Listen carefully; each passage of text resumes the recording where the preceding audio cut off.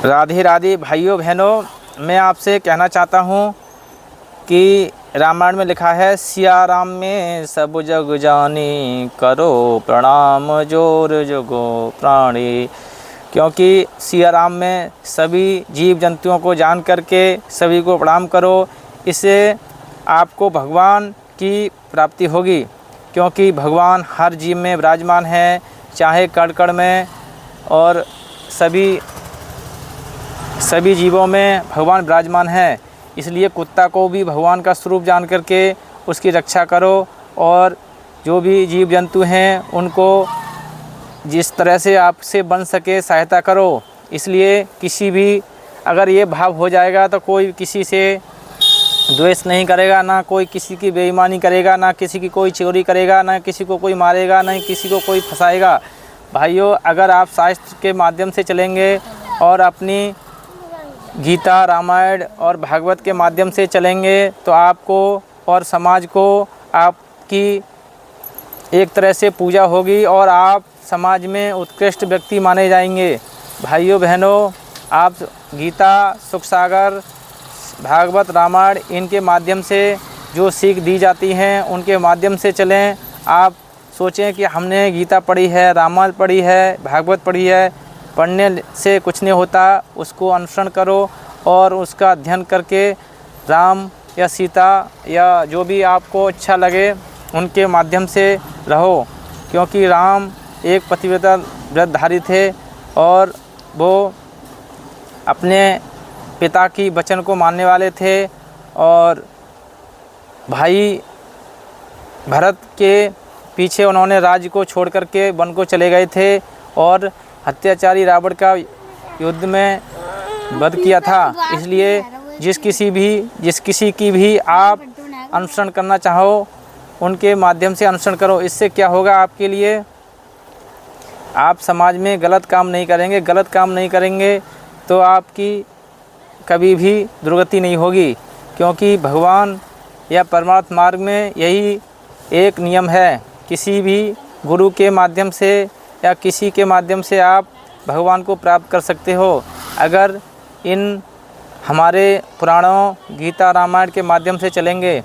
भाइयों बहनों, अगर आप रामायण या गीता के माध्यम से चलेंगे तो किसी भी धर्म की,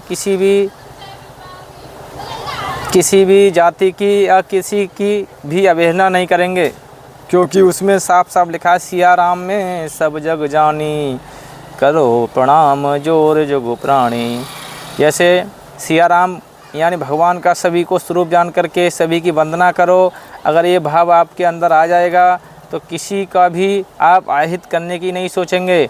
और जब आप अहित करोगे तो क्या होता है कि जो भी आप कर्म करते हो उसका फल आपको निश्चय मिलेगा। उसमें भगवान भी आपके साथ नहीं हो सकते, क्योंकि भगवान आपको न्याय नहीं दे सकते। क्योंकि धर्मराज जो युधिष्ठिर के पिता हैं यमलोक में, वो यमदेव, वो आपके लिए जो भी आप कर्म करेंगे उसी का फल देते हैं। कर्म प्रधान विश्व रच राखा, जो जस कर सोई फल चाखा।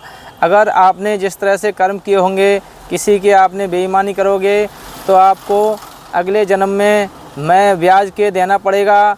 किसी भी तरह से, चाहे आपको गधा बनकर देना पड़ेगा, चाहे बैल बनकर देना पड़ेगा, आपको उसका कर्जा देना पड़ेगा। और भाइयों, किसी को आप जीव हिंसा करोगे, अगर किसी को मारोगे, पीटोगे या जान से मारकर खाओगे, जैसे मछली खाते हैं, अंडा खाते हैं, मांस खाते हैं, मुर्गा खाते हैं, उनका भी आपको बदला देना पड़ेगा। आप फिर मुर्गा बनोगे, वो मनुष्य बनेगा, आपको काट कर खाएगा।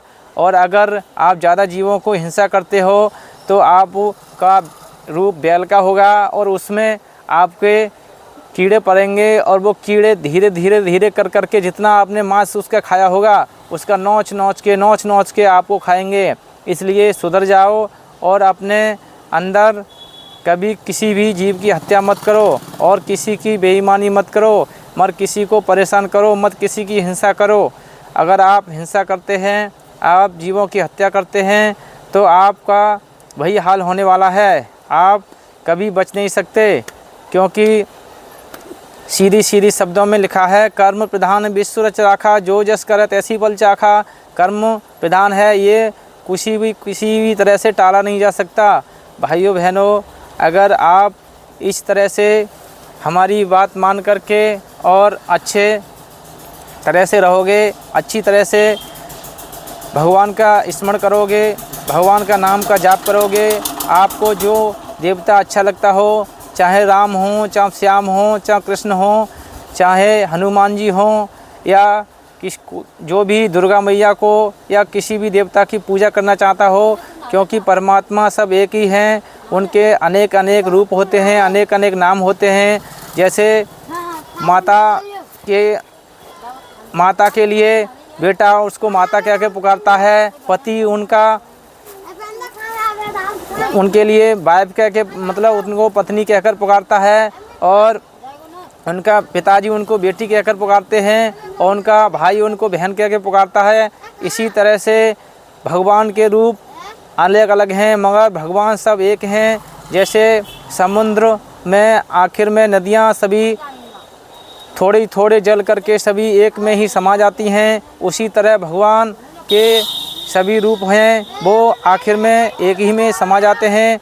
क्योंकि भगवान ने गीता में कहा है कि उन्होंने कहा है गीता में कि आप किसी को भी पूजा करो, किसी की भी वंदना करो, आखिर में वो मेरे में ही समाहित होंगे।